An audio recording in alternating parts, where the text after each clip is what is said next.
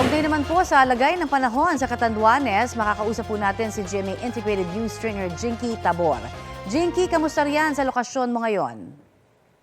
Magandang tanghali, Connie, at mula nga dito sa lalawigan ng Catanduanes. Nandito ako ngayon sa bayan ng Virac, at medyo gumaganda na yung lagay ng panahon.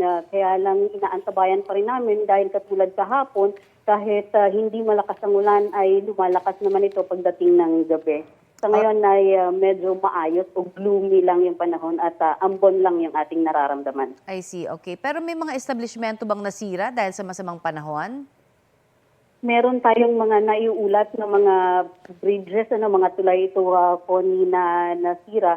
Partikular itong nasa barangay Sagrada, no, kumukonekta sa barangay San Vicente sa bayan ng Bagamanok.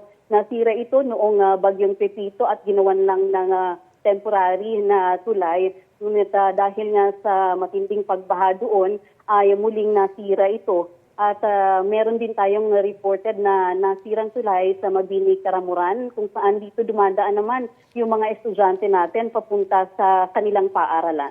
Sa ngayon ba nadadaanan, meron pa bang mga areas na impassable kaya? Meron tayong mga hindi madadaanan na kalsada sa National Road Connie, hindi pa rin madaanan ang mula sa bayan ng Bagamanok papunta ng Pandan dahil sa malaking landslide na nangyari doon. At bukod dito, meron tayong mga naitalang barangay roads sa Virac at sa Panganiban na hindi pa rin nadadaanan at naninitiling isolated ang ibang barangay katulad ng Dugi at ang Alinawan, Makuliw, Tibo sa Panganiban. Alright, maraming salamat, GMA Integrated News Stringer Jinky Tabor.